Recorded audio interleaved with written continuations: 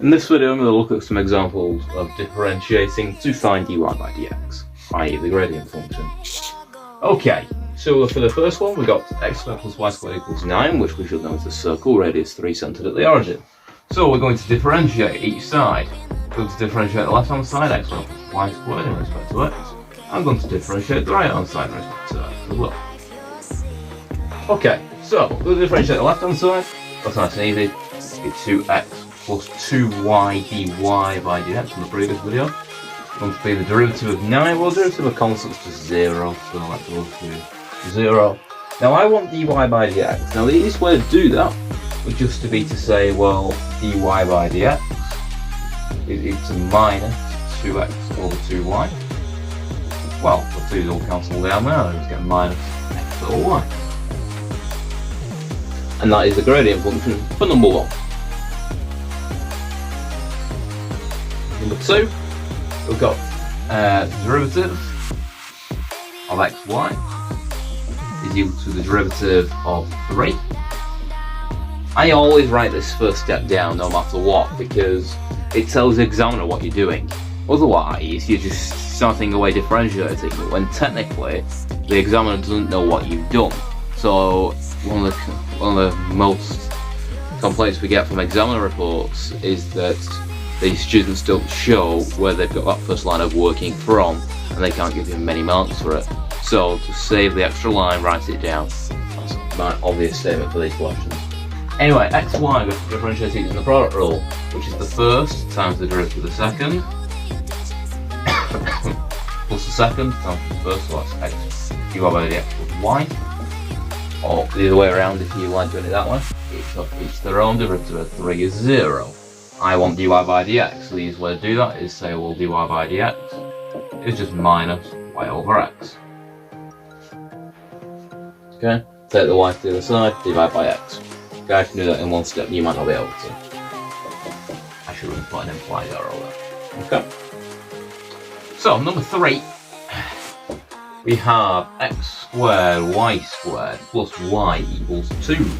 We're going to differentiate the left hand side, x squared plus y squared plus y equals 2. Differentiate that side as well. Okay, so differentiate x squared y squared. Now I'm going to have to differentiate that using the product rule. So it's the first times the derivative of the second plus the second times the derivative of the first plus derivative of y, which is just dy by dx, is equal to 0. Now I want all dy by dx terms, I don't care about this term here. I'm going to take that to the right hand side and get rid of it. So it's x squared 2y dy by dx plus dy by dx is equal to minus 2xy squared. I want dy by dx, I'm going to factor that out of 2yx squared plus 1 to minus 2xy squared. So dy by dx is minus 2xy squared over 2yx squared plus 1. Okay, you can cancel that down should you want. You don't have to for that one. That's number 3. Alright, number 4. Number 4 is the derivative of 3y minus 5 to the power of 3, so we'll probably have to use the chain rule on that one, minus x cubed as well, don't forget that term, is equal to the derivative of the right hand side, which is just 2y. Alright, so if I'm going to differentiate this, I'm going to have to use the chain rule. Now the chain rule is the derivative of the inside comes outside. Now the derivative of 3y is 3 dy by dx times by the 3 from the top of 3y minus 5 squared. I've already got my dy by dx minus 3x squared is equal to the derivative of 2y in respect to x will be 2 dy by dx. Okay, I want to tidy this up a little bit. Get all my dy by dx's onto one side. So I'm going to just do 9 dy by dx. What's that? 3y minus 5 squared minus 2 dy by dx equals 3x squared. Just tidying this up a little bit. We'll factor the dy by dx out. of 9 lots of 3y minus 5 squared minus 2. And then we just get the dy by dx term out, don't we? It's 3x squared over 9 lots of dy minus 5 squared minus 2. Done. Moving on to question number 5. Some people like to split this apart and do it to one side and then go into the derivative. I like doing it all in one go. So next one, we've got 3x e to the y equals the derivative of the right hand side, which is nice and easy, 7x minus 1. So differentiate the left hand side, I've got to use the product rule on that. So I've got the first term, 3x times the derivative of the second, which is e to the y dy by dx, plus e to the y times 3, so 3 to the y is equal to 7, just differentiating 7x minus 1 with respect to x just gives you the gradient of 7. I want dy by dx on its own, so I'm going to get dy by dx equals 7 minus 3 e to the y over 3x e to the y. Okay? And simplify that how you wish. Up to you. Alright. Number 6 then, we've got the derivative of sine 2x over cos 3y equals the derivative of 2x plus 1. Now, I should know some rules of the calculator. I know that you know certain rules that we can use for some of these questions. I know you know that. But which rules are they that they apply to?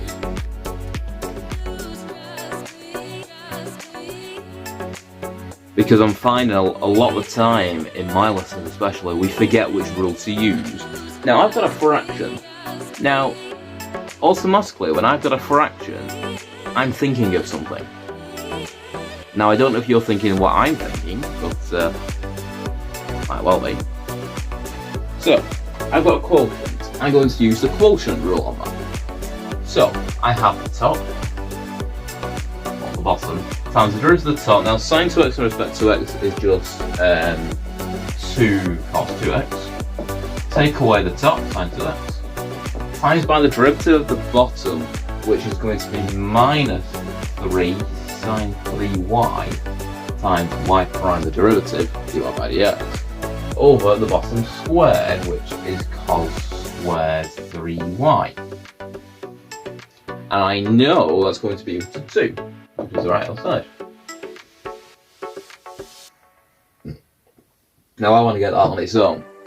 So, I'm going to have to do a little bit of rearranging to get 2 cos squared 3y equals cos 3y times 2 cos 2x minus sine 2x times minus 3 sine 3y y dash. Well, I'm going to get a plus in there for the double negatives, aren't I? Yeah, so I'm going to get a double negative there, which is going to be a plus. So that's going to knock those out. That's going to be a plus. Don't have to reorder the terms. You can reorder the terms if you wish. But so dy by dx is just going to be on its own now. Because I can just divide everything through by that. So I can just do 2 cos squared 3y minus one of these terms. Now it doesn't matter which term you can pick for. That term that you can get rid of. Minus 2 cos 2x sine 2x. Show that correctly. Now I have multiplied my cos 3y term out. Divided by the term I'm missing, which is the 3 sine 2x. What am I missing? Sine 2x sine 3y, I think, in the term. Whew. There you go. 6 examples of implicit differentiation. Whew.